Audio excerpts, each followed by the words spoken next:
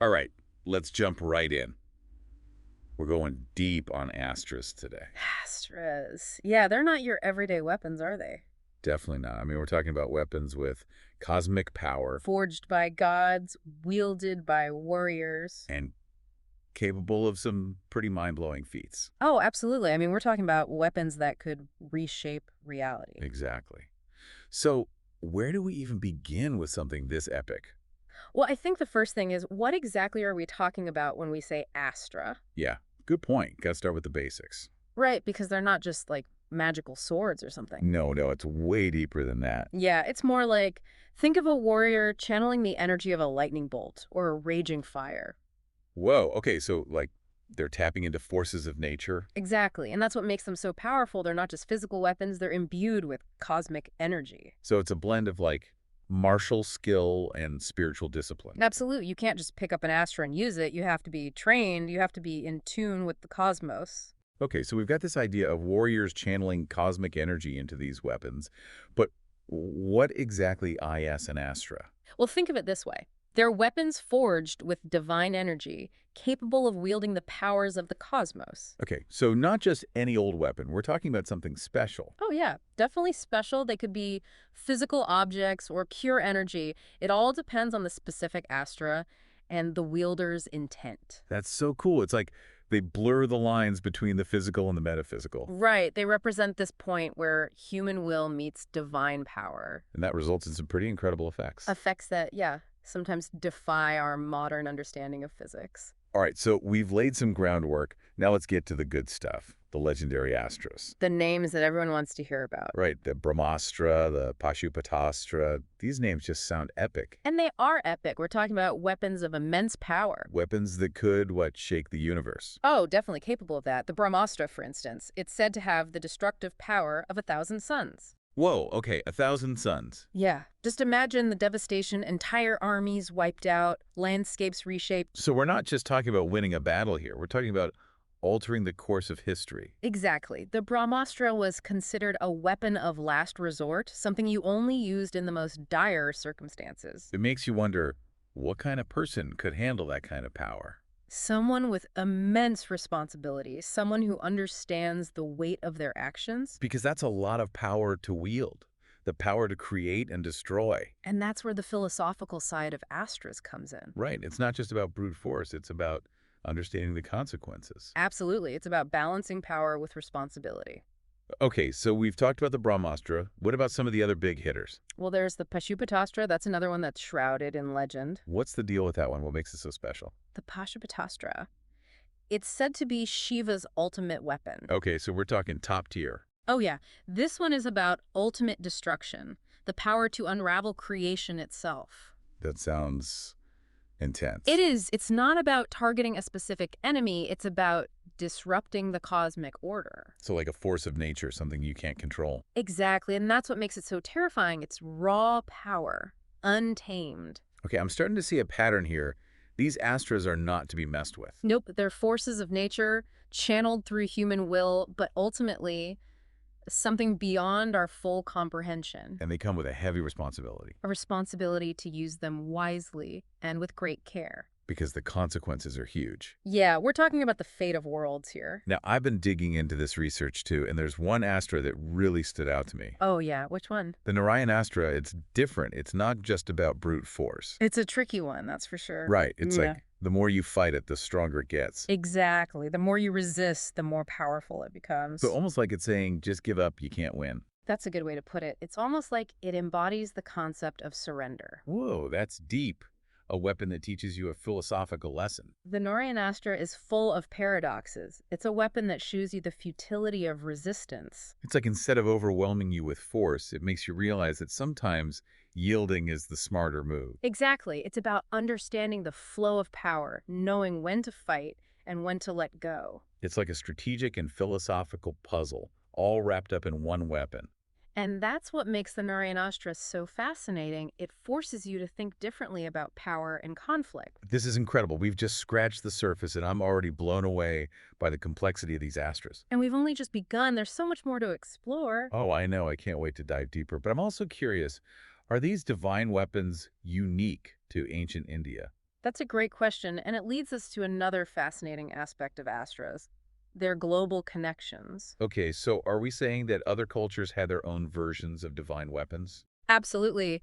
The idea of tapping into cosmic power, wielding weapons imbued with divine energy, it's a theme that pops up all over the world. Really? Yeah. Give me some examples. What other cultures had similar concepts? Well, you've got your Norse mythology with Thor's hammer, Mjölnir, a weapon forged in the heart of a dying star. Yeah, Mjolnir, that's a classic, and it's definitely got that divine power vibe. And then you've got the Greek myths with Zeus and his thunderbolts, capable of shaking the heavens. Right. Zeus's thunderbolts, those were definitely a force to be reckoned with. It's like no matter where you look in ancient mythology, you find this fascination with weapons that bridge the gap between the human and the divine. So it's not just an Indian thing, it's a human thing. Exactly. It seems like every culture has grappled with this idea of harnessing cosmic power for good or for, well, not so good. It makes you wonder, are these just stories? Or were they inspired by real ancient technologies that we've lost to time? That's a question that has puzzled scholars for centuries, and we may never know for sure,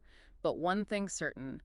These myths and legends hold a powerful grip on the human imagination.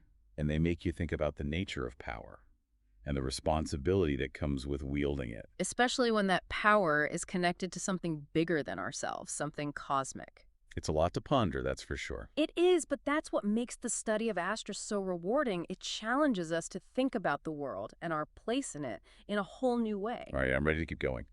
Where do we head next in our Astra exploration? Well, we've talked about the big guns, the Brahmastra, Pashupatastra, Narayanastra. Now let's look at some of the more specialized Astras, the ones that weren't just about raw power, but about strategy and control. Okay, now we're talking. I love the idea of ancient warriors using these weapons with finesse and skill, not just brute force. That's what makes Astra warfare so fascinating. It's a blend of martial prowess, spiritual understanding, and strategic thinking. Lead the way. I'm eager to learn more. Let's dive in. Back again for more on Astras. Yeah, those Astras, they're really something else, I'm still thinking about that Narayanastra, the one that gets stronger the more you resist. It really makes you think, doesn't it? Totally. Like, sometimes the best way to win is to not fight at all.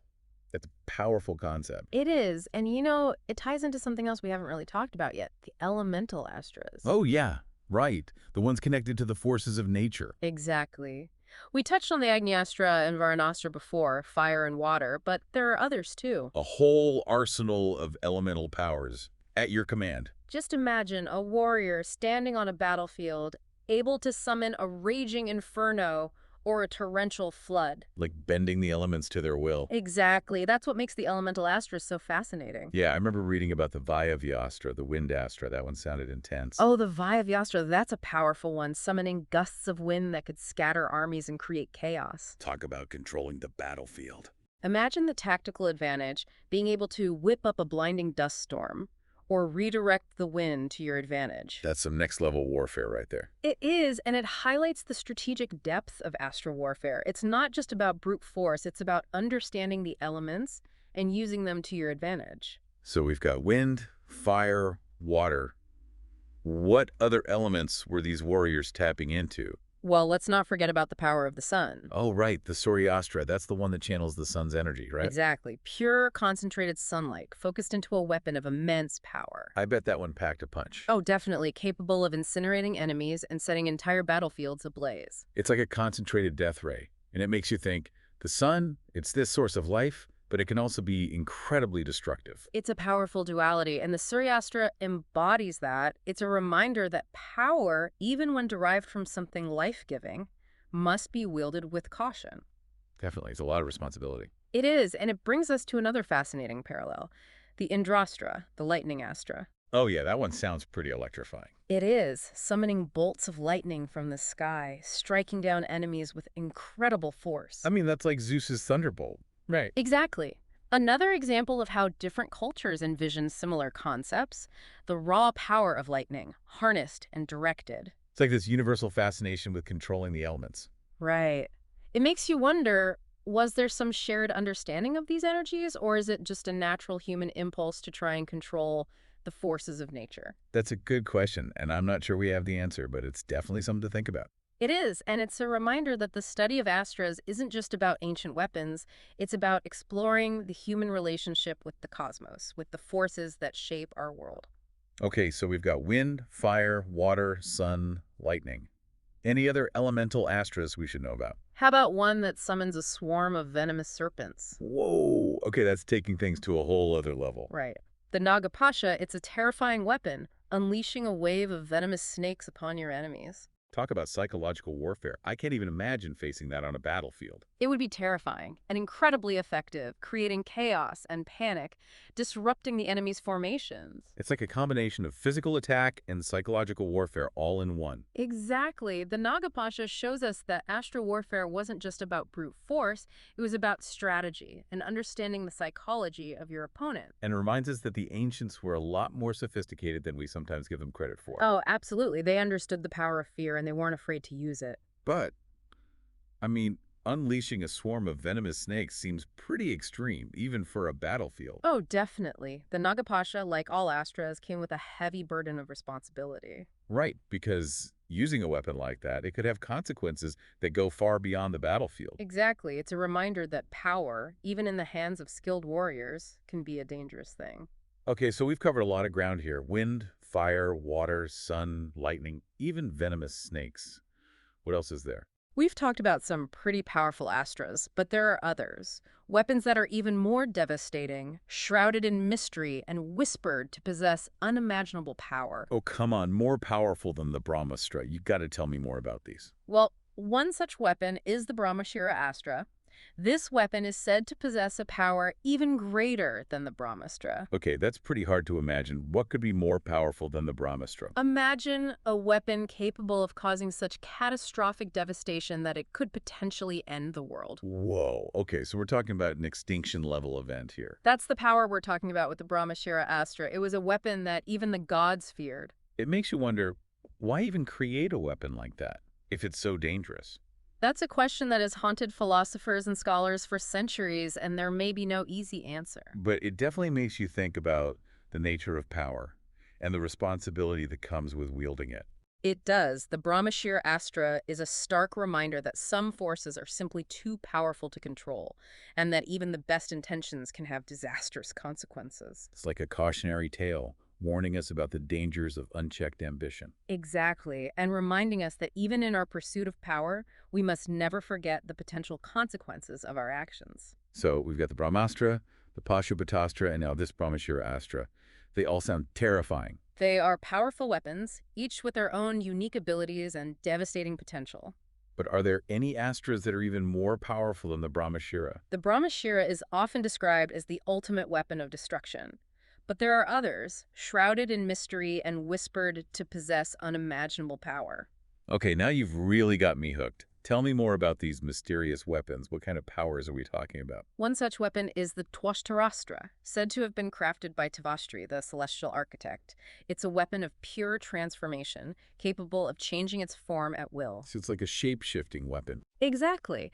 Imagine facing a weapon that could transform into a whirlwind of blades one moment and a fiery inferno the next. And that's insane. You'd never know what to expect. That's the point of the Twashtarastra. It's unpredictable, adaptable. It keeps its opponents constantly on edge. That sounds like a nightmare to fight against. It would be, and it highlights another important aspect of astral warfare, the importance of adaptability, of being able to adjust to changing circumstances. So it's not just about brute force, it's about strategy, about outsmarting your opponent. Exactly, and that brings us to another fascinating astra, the Vaishnavastra, a weapon said to be infused with the divine power of Vishnu, the preserver of the cosmos. Okay, Vishnu's weapon, that sounds serious. It is. The Vaishnavastra is said to be infallible. Once it's unleashed, nothing can stop it. So like a homing missile with divine guidance. Exactly. The Vaishnavastra represents the concept of divine justice, a force that cannot be evaded or escaped. That's heavy stuff, divine justice. It makes you think about the bigger picture, the cosmic forces at play. It does. The Vaishnavastra raises questions about destiny, about the role of the divine in human affairs. It's a lot to take in, but I'm loving it. Yeah. We've gone from weapons that control the elements to weapons that embody divine justice. It's incredible. It is, and it shows the incredible depth and complexity of the world of Astras. I can't wait to see what else we uncover. back for more Astra action. Yeah. It's just amazing to me, the sheer power of these weapons. Yeah, it really is mind-boggling, isn't it? Totally. And we've talked about the devastating effects, but I'm curious about the actual process of using them. The how-to, huh? Yeah, like was it just point and shoot or was there more to it? Oh, there was definitely more to it. It wasn't like just picking up a sword and swinging it. So there was a ritual involved. Oh, absolutely. A very specific ritual. It was all about channeling those cosmic energies. Okay, so walk me through it. What did this ritual look like? All right, so picture this. A warrior on the battlefield facing down an enemy. Got it. They close their eyes, take a deep breath, and start chanting. Chanting. Like a mantra. Exactly, a mantra specific to the Astra they wanted to invoke. So each Astra had its own unique mantra. Right, each mantra was like a key, a vibrational pattern that resonated with the energy of that particular weapon. Okay, so it's like the mantra unlocks the power. In a way, yes, it's about aligning yourself with the cosmic energy of the Astra. And I bet it wasn't just chanting, right? Nope, there are hand gestures too, mudras, they're called. Mudras, like specific positions for your hands. Exactly. Each mudra would help to direct the flow of energy, focus the warrior's intent. So it's like a physical and mental dance, combining sound, movement, and focused will. That's a great way to put it. It wasn't just about summoning a weapon, it was about becoming one with its power. That's pretty intense. It's like part martial arts, part meditation, part magic, I guess. It's definitely a unique blend of disciplines, and it shows the depth of understanding these ancient warriors had. They weren't just warriors. They were like energy manipulators, spiritual conduits. Exactly. They understood that wielding an astra wasn't just about physical strength. It was about harnessing the power of the cosmos. But with that much power at their disposal, there must have been rules, right? Some kind of code of conduct. Oh, absolutely. There were strict ethical guidelines surrounding the use of astras. Because, I mean, if anyone could just fire off a Brahmastra whenever they wanted. Chaos, right. Exactly. So what were the rules? What were the limits on using these weapons? Well, for starters, astras were never to be used against unarmed opponents. Okay, so no cheap shots. Right. It was considered dishonorable to use that kind of power against someone who couldn't defend themselves. That makes it so like even in war, there were lines you didn't cross. And astras were also forbidden against civilians, women, children, the elderly. So there was a recognition of the sanctity of life, even in the midst of battle. Exactly. There were limits, even with these divine weapons. What about using astras out of anger or revenge? That was a big no-no. Astras were to be wielded only in the defense of righteousness for the greater good. So it wasn't just about power. It was about using that power responsibly for the right reasons. Exactly. And that's a lesson that's still relevant today, isn't it? Totally. It's like even though we don't have astras anymore, we still grapple with the same questions of power and responsibility. It's a timeless theme, and it's one of the things that makes the study of astras so fascinating. They offer insights into the human condition, into the challenges we face even today. That's so true.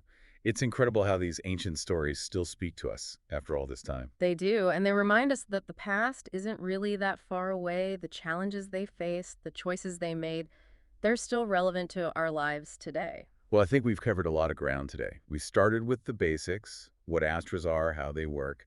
Then we dove into the specifics, the Brahmastra, Pashupatastra, Narayanastra, even those elemental astras. And we talked about the ritual of using them, the ethical guidelines. It's been a pretty comprehensive deep dive. Totally. And I'm walking away with a whole new appreciation for the complexity of astras. Me too. It's been a fascinating journey. And I think the biggest takeaway for me is that it's not just about the power of these weapons.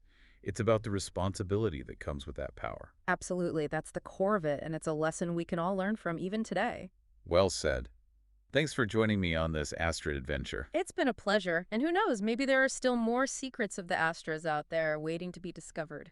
That's the exciting part. There's always more to learn, more to explore. Exactly, and that's what keeps us coming back, the endless pursuit of knowledge. Well, until next time, keep exploring those ancient mysteries. Keep asking those big questions. And remember, Sometimes the greatest power lies in knowing when not to use it. words to live by.